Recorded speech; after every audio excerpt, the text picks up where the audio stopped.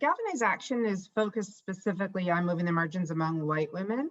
And to do that, what we're looking at is what issues are most highly correlated, or psychographic traits are most highly correlated with white women's voting behavior. That's racial resentment, that is internalized and benevolent sexism, and that is something called outgroup derogation. So we created the models and the targeting based on that data that was specific to movable white women. And so we try to be very careful and thoughtful and not just be like, let's see if it works for someone else, right? We figured that research out with social scientists and then design the ads to work with those movable folks. But once we create ads that are proven to work, we also check for backlash. And then we also test to see in particular states, do they work with anyone else? If we have allies who are working on other constituencies, is this ad something that you can use?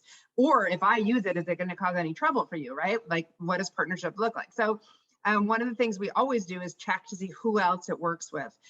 In 2020, what we saw was we had an ad that worked especially well with Black men who were sliding towards Trump. Even though it was designed for white women, it had this psychographic overlap. There was a group of Black men for whom it worked very well with. So we have partners in Michigan who picked up that ad and used it for that constituency.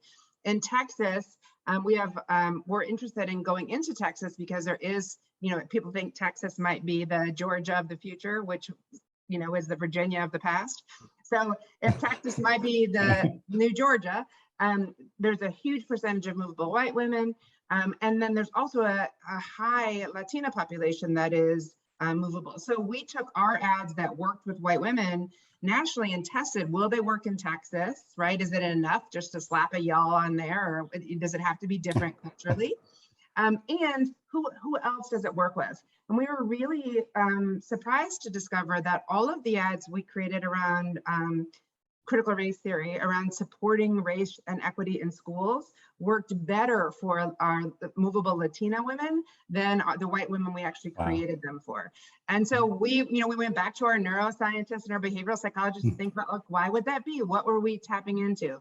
So at this juncture, what we can do is show our friends who are working with Latinas in Texas, here, you can take this ad, I can show you how it works, and some of the why. And as we move forward, well, that's, I think, going to be our continued approach. We never want to supplant anyone else's expertise or go into a state and say, move over, here we come. But we can say, hey, we created this thing. If it works for your constituency, would you like it? I can white label it for you, or we can send it, whatever works best. So that's an example of a recent learning where those critical race theory ads worked especially well for Latinas. And I'll just say, I know I'm a long talker, two things that were noticeable. The ad that worked especially well was one that I did of my grandfather, who was a bomber in World War II. It's up on the website. The reason it worked so well, it's in-group care. It's about my grandfather. I had my son there. We showed imagery of him in his the World War II picture. So we're tapping into patriotism and nostalgia. And my grandfather was being essentially the spokesman, saying, this was the right thing to do. If you are a patriot, if you believe in America, you should be supporting racial justice, right? And that worked. That moves moderate white women 44%, and then it disproportionately worked with Latinas in Texas.